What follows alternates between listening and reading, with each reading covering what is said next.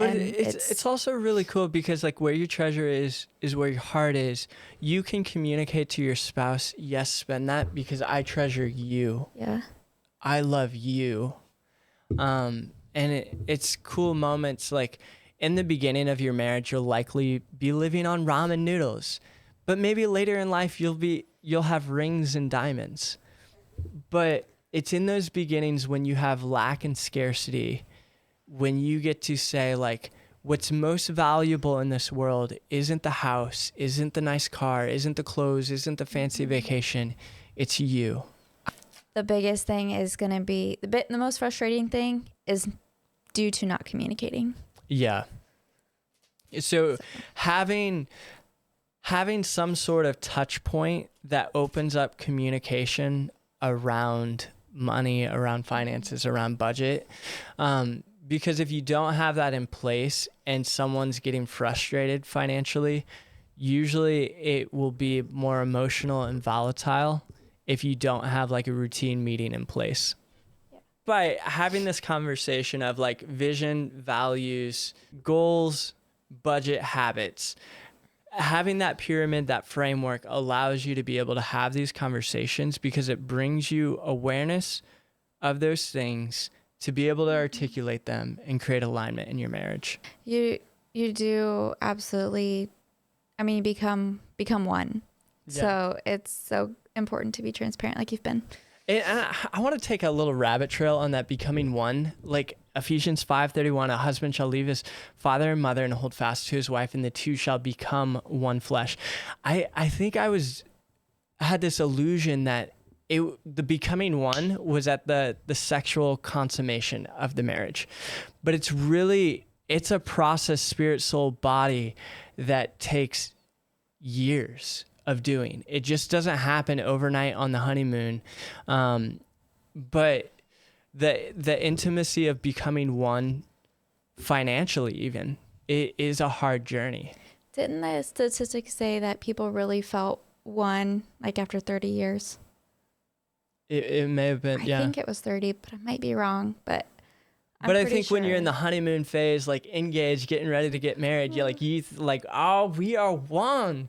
But there's so many different layers and nuances to that word that the process, progress, and journey of doing that it's worth it, but it's hard. Sanctifying. You're sanctifying for sure. So in a way, it's almost like a virtual envelope system, like Dave Ramsey. So Dave Ramsey really recommends, hey, taking the cash out of the bank, putting it in envelopes for this envelope's grocery, this envelope's utilities, this envelope's... Well, he does it because statistically, when people have cash, they spend less because it constrains them to spend from spending. Because it's like when you're out of that money, you can't spend anymore.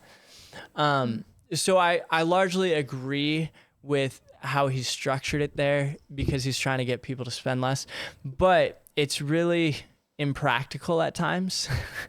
Yeah, we don't carry cash hardly because everything's virtual. So we've kind of set ours up in a similar way where we have, I think, like 5 accounts. So we have one where all our money goes into for our paychecks and all of our fixed costs go out of that account.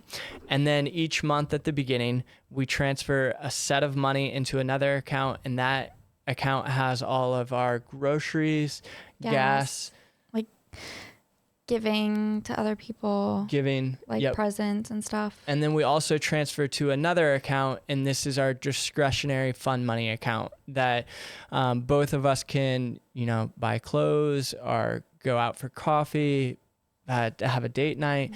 All of our discretionary comes out of that account. And then we have 2 savings account that we transfer into. So it's a virtual envelope system to kind of like, it takes the philosophy that Dave Ramsey's laid out, but doesn't have the impracticality of cash there. But habits and budgeting is around creating a structure and system for you guys to be aligned on a budget, and also the how of how you spend money. I just want to say that like we had it set up a little bit different, similar, but a little different in the beginning. And it took an emotional toll on me because I like giving and like buying presents for people. And that at the time was coming out of my personal fund, like my fund money. And so we had to change it so that gifts came out of a different account. We allotted money for that. And then our fund money was more like combined, like date night fun, or, you know, he needed t-shirts. So we go buy a bunch of shirts or whatever, go shopping together.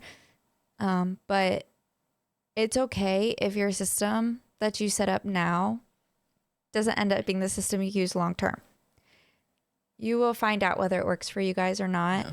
And if it's frustrating, go back to the drawing board and try something new. And one of the things that caused a lot of conflict was that there wasn't clarity on the money at month end, because like you could look at your bank account and I can intuitively, because of our 5 account system, I can know if we're positive, break even, or negative at the end of the month. But Megan didn't have clarity on like, okay, well, how did we spend that money? And there are different softwares like Mint Mobile where it kind of allocates your funds by grocery, gas, car, that we actually use QuickBooks Online, which allows us to categorize expenses. And then at month end, we intend to sit down in the middle of the month and see where our finances are, and then have a conversation at the end of the month. That's been hard right now with Annie, but we are aiming to get in the habit of that so we can routinely create one, visibility to how we're spending our money, and accountability, one with each other, but then just clarity for the next month. And the biggest thing is going to be the most frustrating thing is due to not communicating. Yeah. So having some sort of touch point that opens up communication around money, around finances, around budget. Because if you don't have that in place and someone's getting frustrated financially, usually it will be more emotional and volatile if you don't have like a routine meeting in place. Yeah. So basically you're going to create the budget for you guys depending on what you need to pay. And then you're going to look at your habits. So do your habits support your budget and vice versa? Or are things going to need to either change, or does the budget need to change? So, you know, my examples are like gym, monthly memberships, eating out, coffee dates, we have Netflix and Disney Plus and Hulu and you know, or like one thing I do is there's this cheap membership I get every Christmas season, and I only get it for like 2 or 3 months, but I love like the cheesy Christian, Great American Family, Hallmarkish movies. And so we just do that during that season. Stuff like that. Like you're just going to be thinking through your habits. And are they going to, because that's where you're going to butt heads a lot. But also like you don't want to get 5 years down the road and think, okay, we've been doing life this way and our goals, our dreams, our debt management, nothing has been accomplished. So if you evaluate it now, you won't be heartbroken then. If you evaluate now, like, okay, let's cut back on this or that so we can put it aside for these goals. Yeah, because you don't want your bills to direct your budget. You want your goals, your vision, your values to direct your budget. Okay, so this is like the most practical slide of them all. There's a lot of financial illiteracy that is throughout the US. I mean, you go through middle school, high school, and you have no class on like, what does a profit and loss statement look like? How do I budget on a monthly basis? Like, how do I pay my bills? All those practical skills are oftentimes missing through, you know, the generation coming out of high school. So on the left side, you know, we've laid out a simple profit and loss statement for someone trying to create a budget at home. So you have your monthly income at top. This is money that comes in. It's oftentimes net of taxes. If you're a W-2 employee, 1099, you should be withholding and paying your taxes on a quarterly basis. And then you have your expenses. You have a tithe first 10% on your growth should go out the door. Jesus gave his life for you.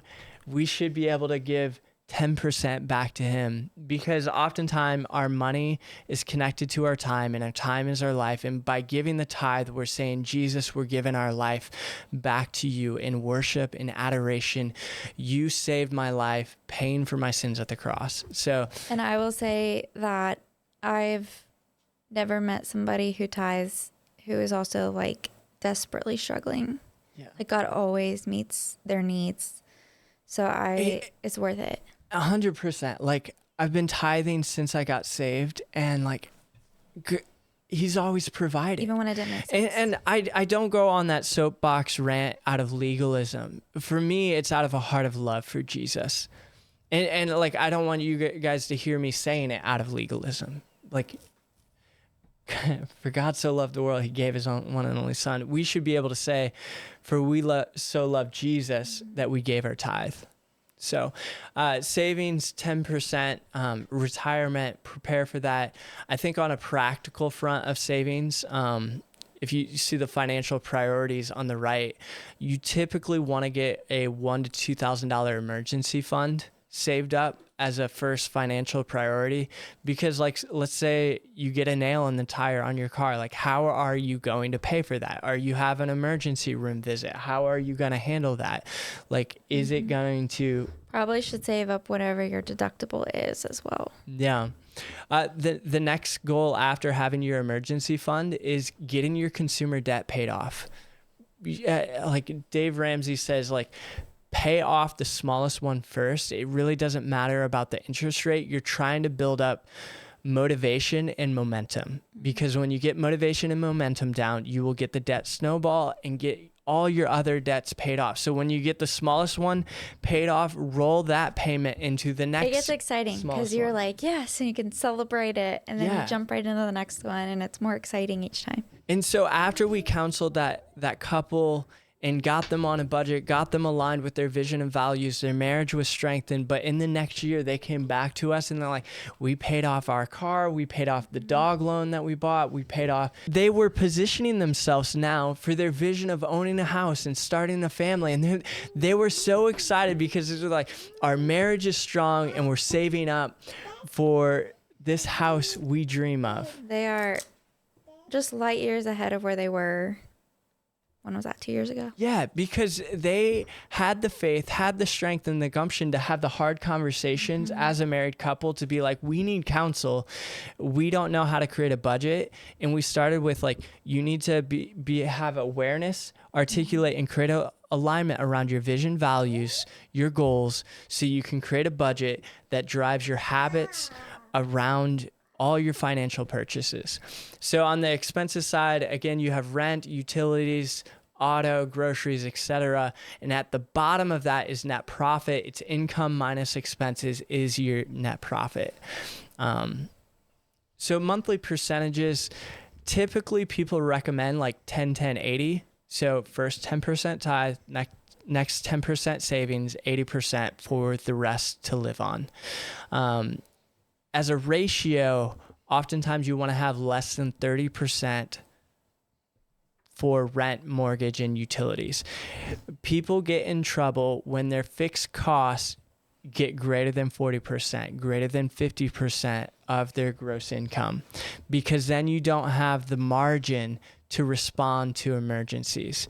You need financial margin, just like you need physical margin in your life to rest. You have a Sabbath to slow down, to let your body physically recuperate, because if you don't rest, your body will force you to rest. And financially, if you don't have margin there, one, you can't respond to God's calling, leading, to give, to go, to pursue your dreams, etc., to reinvest in assets that produce money and so forth. But if an emergency comes up out of nowhere, like, you can be screwed. After that, a 6+ month cash reserve. As a single guy, this doesn't matter as much. Maybe you only need a 3-month cash reserve. But when you have a family, when you have kids, having 6+ months of cash saved up. So if like you lose your job, it can take, sometimes a month, 3 months, 6 months, 12 months to find a new job that pays equal or better. And so I've seen people who were not prepared for job loss or job transition, and it threw a monkey in the wrench there. And then just goal-oriented savings for vacation, other things, and also retirement there. I'll stop for a bit, babe. What would you add to everything I shared? I like the last piece, financial joy. Yeah. So I definitely always recommend like a fun money, blow money set aside in your budget, because it's going to be so frustrating if you're like, somebody asked, like my friend wants to go on a coffee date and there's no room in my budget. Like that's just so hard. And like you said, like you guys talked about going on that double date, it was life-giving. You need community, you need those relationships, you need date nights. Sometimes you need that pick-me-up, and you need that coffee on the way home or on the way to church, or if you're pregnant, you need a Sprite, like whatever it is. Or like when I was pregnant with Annie, I could not cook at all. Oh my gosh, I was so sick, and we ate out a lot. So sometimes you just have to... You'll have to adjust for the season, obviously, but definitely have a blow money. Like you go shopping with your mom and you're like, or your friend, you're like, that top is so cute. Or you find a pair of shoes and you're like, I've just really needed a new pair of tennis shoes. And that needs to be in your this is budget. also where like you don't want the person who's logical, analytical, the saver to have all constraints on the budget, because instead of giving life, it will just take life. And I need Megan in this aspect, because she's spontaneous. She's the spender. She'll bring joy in life. And without her, our finances would be a place of death rather than one that brings life and joy. Thank you. So giving, doting on your kids, it's just so easy to go into a store and just whatever they point at, you buy. So making sure you have room in your budget for those things. I do have a question. I don't think this is a problem with either of you guys, but is there any addictions that would cause financial trouble? Because things that are addictive are very expensive, and that's like a whole completely different thing, but it does affect your finances. That's why I asked. Well, and I have tons and tons of grace spending on things that he wanted. Well, it's so easy to spend things because it gives you a sense of like love and value of like, I bought this thing that's valuable, therefore I'm valuable. And it can try to soothe the pain and the wounds and all that. And especially when you're going through a stressful time, it's easy to run to spending to try to fix that. And this is why we would encourage like having a financial system where there's full transparency of all spending, because addictions grow in the dark. Yeah. And financial addictions can easily happen because if you guys aren't facing the pain and the problems in your marriage and having healthy conflict to connect and to communicate through those, it's easy to run to those dark things, to spend, or to those sins, etc. But when you're not able to confess and to be cleansed of those things, shame takes hold, and that sin will take root deep. And so like a habit, what's the quote? Like at the beginning, a habit, the chains are too light to be felt, but at the end, they're too heavy to be broken. But we know Jesus is a chain breaker. He can break any chains, any habit, any sin, any addiction, and so forth. But if you have a place of communication and confession, a place where those things are cleansed out, it can't take hold. It's one of the harder topics to go into marriage because you haven't had any exposure prior to marriage. Usually you don't have combined, unless some people cohabitate and they combine their bank accounts early. Some people never combine their bank accounts, and I don't recommend that. It's you're supposed to be one, and Yeah, and if you have separate bank accounts, or if like you split the monthly expenses, essentially the guy's saying like, I'm gonna take care of me, you take care of you. But the guy is supposed to lay down his life like Christ laid down his life for the church. Us men are supposed to be the priest, the provider, the protector, the prophet in our family that speaks life to our wife, life to our kids, provides for them, because God the Father provides for us. We, in that representation of that image of the Father, are supposed to provide for our wife and our kids. And I think we're getting in this selfish mentality as men of like, well, I earned the bucks. Like, you go earn and you can spend that, but like, we're going to split the rent 50-50. We're going to split the utilities. I know somebody who does this, and she makes a third of what he makes, and they split everything 50-50. And so she's left over with like hardly anything, and he's left over with an abundance, and he's not caring for his family. Obviously you're not gonna, but you're approaching the finances in a contractual manner. Like, like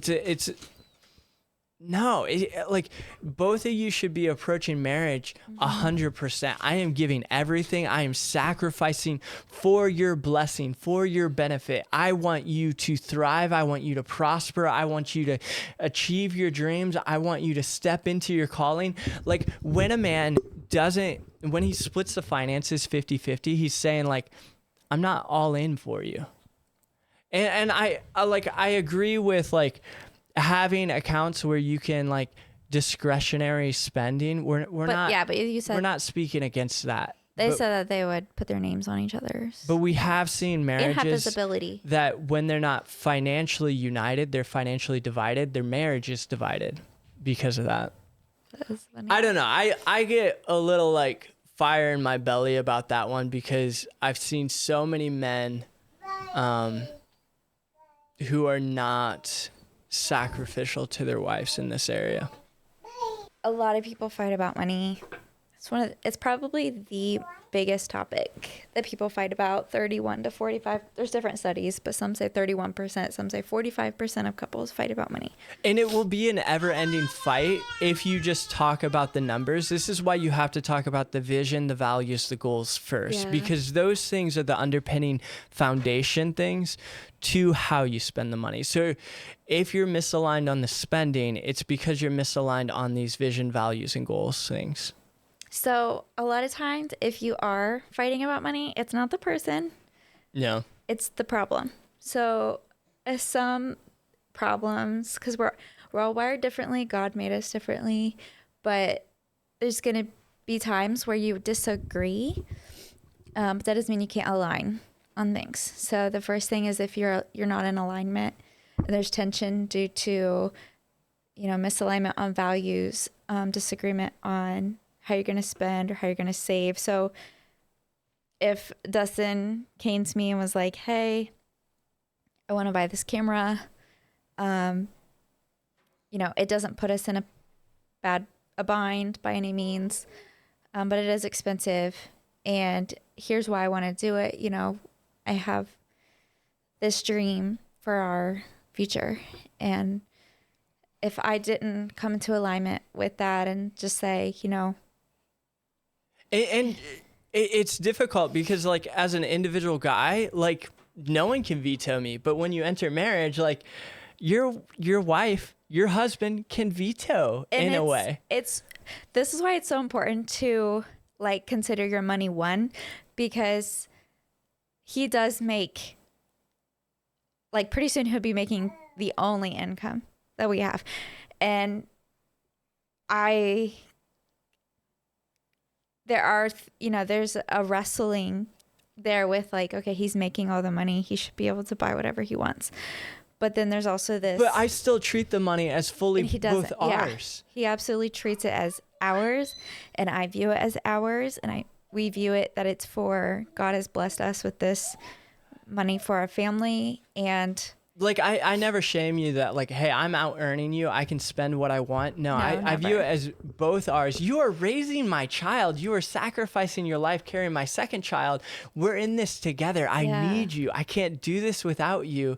Like both your parts in the marriage are equally valuable. Yeah. So if it was like, I want 3 cameras at one time, that's $3,000. I would be like, I mean, even recently I've been like, I don't think that that's a good idea right now. Like we're trying to save for a bigger car because we're growing our family. But if it's like when we bought this one camera that is like a handheld, it can go on the go. It was a little more affordable, and But I put that was off all for like it. 4 or 5 months because like 1 month you wanted to buy something else, and so I sacrificed Yeah. my desire for your desire. And the next month we had like an emergency situation come up. We had to pay some health bills. I postponed it. The 3rd, 4th, Yeah. 5th month. But as a man, you have to put your wife first. But I am in alignment with this dream. I am in alignment with I'm thankful you support it. this value and this dream, this vision you see for, our life. And so because of that alignment, I am all in when he asks for something that's within margin. Like like, he's like, I want to buy this $100 thing. I'm like, yes, do it, because it's a part of your dream. It's gonna work. Like, it's not gonna put us in a bind this month. But And it's also really cool because like where your treasure is where your heart is. You can communicate to your spouse, yes, spend that because I treasure you. yeah, I love you. And it's cool moments like in the beginning of your marriage, you'll likely be living on ramen noodles, but maybe later in life you'll have rings and diamonds. But it's in those beginnings when you have lack and scarcity, when you get to say like, what's most valuable in this world isn't the house, isn't the nice car, isn't the clothes, isn't the fancy vacation. It's you. I value you above all. And like the parable in the Bible where it talks about the man who found a gem, a treasure in the field that was invaluable. It was so valuable. He sold everything and bought the field for it. I felt like I lived out that parable when I sold everything in Fort Wayne, Indiana, and moved to Lancaster. I moved to Ohio because I was saying, Megan, you are more valuable than anything in the world. And in the place of finances and budgeting, you get to say that over your spouse, yeah. over your kids, all the time. Something cool that Ben and Lindsay, I don't know if they still do, is a little out of my comfort zone, but Lindsay she's a decorator, and she loves decorating, and she's really good at finding bargains. So if you want to shop with anybody, shop with Lindsay. But they didn't have a budget for their decorating in their home at all. Like, it was free reign for her because that was something she just really loved, and he wanted to feel that passion for her. So there are certain things that, it's going to matter more to the other person, but is it something worth coming into alignment for and not causing frustration, or at least finding a middle ground? Yeah. Like, I love decorating. Well, our decorating budget can't be 30%. Well, can it be, this much amount or whatever? Finding that alignment, finding what works for you guys. The second thing is your system. So that's what I was talking about earlier. We had a system with our fund money, and we had our fund money separate, and I was spending all my fund money really fast because he likes to save for something big. And I was spending it half the time on other people because I love to bless other people. Well, the system wasn't fostering that desire, that value very well, because I felt stuck and bound up by the budget in that way. And so we rearranged the system so it all still worked, still was within margin, and still was healthy for both of our values and our desires. But generally, you don't want to take on consumerism debt because it's often utilized to purchase depreciating assets that are just a liability on your balance sheet and aren't producing value. And a lot of people buy the clothes, buy the car, buy the phones, buy all these things, and then they are handcuffed because of their debt, and then they can't respond to God's leading and follow the call of God on their life. And so having a healthy balance sheet personally and together, so you can pursue God, respond to God. And the only way you can do that is if you have financial margin on your balance sheet, on your P&L as a married couple. And I would say, like, if you don't have self-control, don't have a credit card. I have personally cut up credit cards because I lacked self-control, and my mom was like, no, that's for emergencies. I'm like, no, you don't understand. I don't use it for emergencies. I don't have emergencies. I need to cut up this credit card. And I felt like God was telling me to cut it up because I couldn't control it. And thankfully, that was taken care of even before I met Dustin. Yeah. So thank God that was. And it started as like an emergency thing that you paid off, but then it's like, oh, my friends are eating out. I want to eat out. Yeah. Oh, there's this cool clothes. I want to purchase that. I would justify eating out as like buying groceries. Yeah. It's like double. But then you can't pay it off at month end, and then the interest bill comes, and then it piles up, and then it becomes a mountain that hinders you from your mission in life.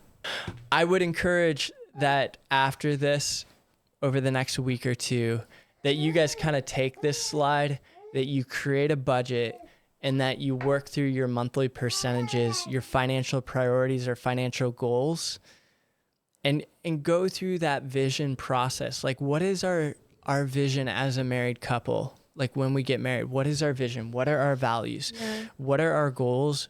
And use those to create a budget that leads to that. Because when you have financial alignment, it will cause acceleration for your future and your family.